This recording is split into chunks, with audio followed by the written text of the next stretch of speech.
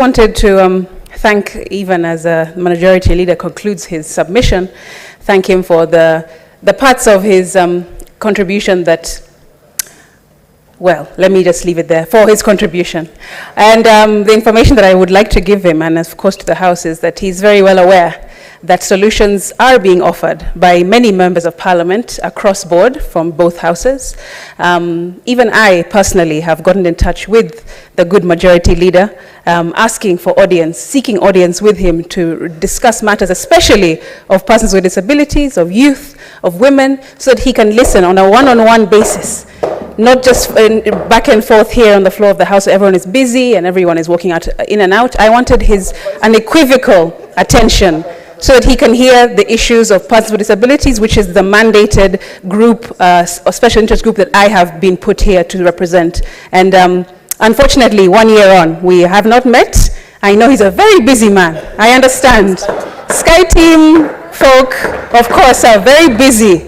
But those of us on ground are waiting for his feet to be planted here where we are, so that he can hear our very, very elaborate suggestions on how the government, through the executive, can improve the lives of persons with disabilities, youth, and women.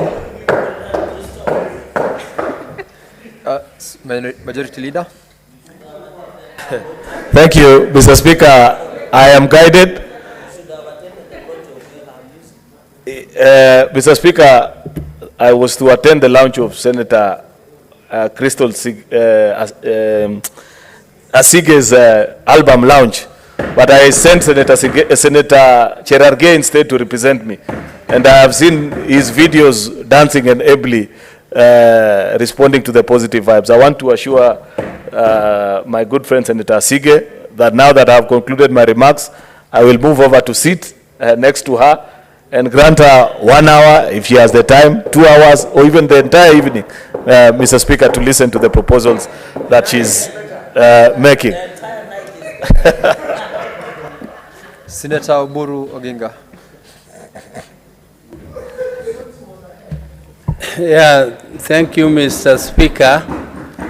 Thank you, Mr. Speaker, sir. I want to add my voice to the views given by my fellow senators on the speech by His Excellency, the President William Samoei Ruto, to both houses of Senate and National Assembly. And Mr. Speaker, from the very onset, I want to say that I was not very happy.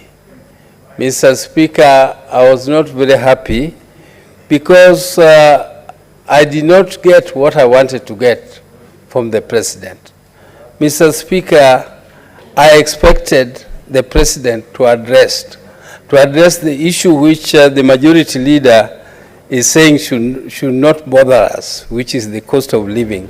Mr. Speaker, the cost of living is a very, very emotive issue in our country today, and it is an issue which we cannot wish away. Whether we like it or not, it is an issue which must be addressed squarely, Mr. Speaker. Mr. Speaker, the President talked about national values. The national values which is talked about, I think should be done in a practical way, Mr. Speaker. Mr. Speaker, if you look at the records or the happenings, Mr. Speaker, you recall not very long ago, when our people were going for demonstrations, and they were going for demonstrations using the nationally provided or provisions in the Constitution of the right of Kenyans to demonstrate, to picket, and to hold public rallies. Mr. Speaker, the police came out to, first of all, demand that we get permission. Senator Oburu, what is your point of order? Mr. Speaker, I hope I'm not going to be unnecessarily disrupted. Your time will be frozen. Your time will be frozen. You will not whom I respect very much, but Senator Boni. Yeah, thank you, Mr. Speaker. Mr. Speaker, I rise on Standing Order number 105 to challenge the Senator of Siaya who is my good neighbor back home in Luanda Doho and Luanda Dudi, to retract his statement that the president disappointed him because he never mentioned the cost of living.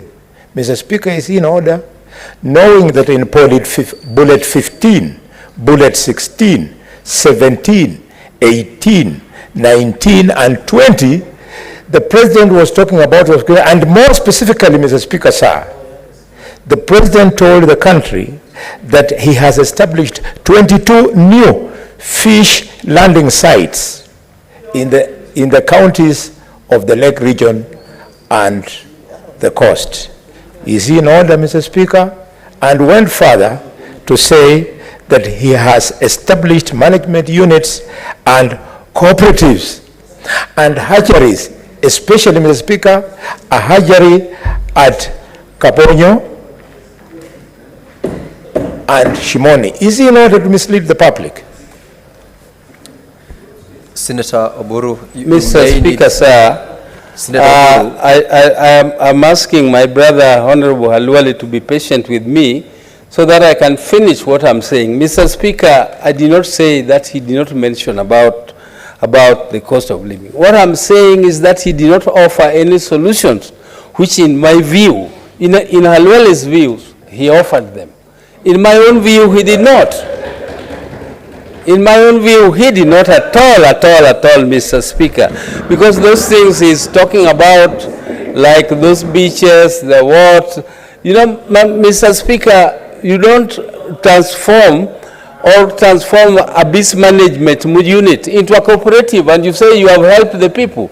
Those are management units Senator which are meant to regulate the fishing. Senator Oburu, there is a point of order and please bear attention to the chair. Mr. Speaker, I don't know why these people...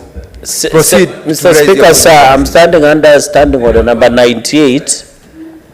I am standing under order standing number 98. Mr. Speaker, 98.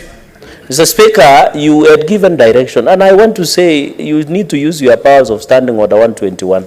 Because you have clearly directed that let us restrict over and again our argument, our reasoning, our presentation within the confines of the State of the Nation address by the President. Mr. Speaker, I want to request even the table office to provide for free both soft and hard copy to members so that they can restrict. Mr. Speaker, is it in order for Senator Oburu Odinga, the youth leader, to mislead the House and defy your ruling? Mr. Speaker, I request that you kick in standing order number 121 for disorderly conduct and be thrown out, Mr. Speaker.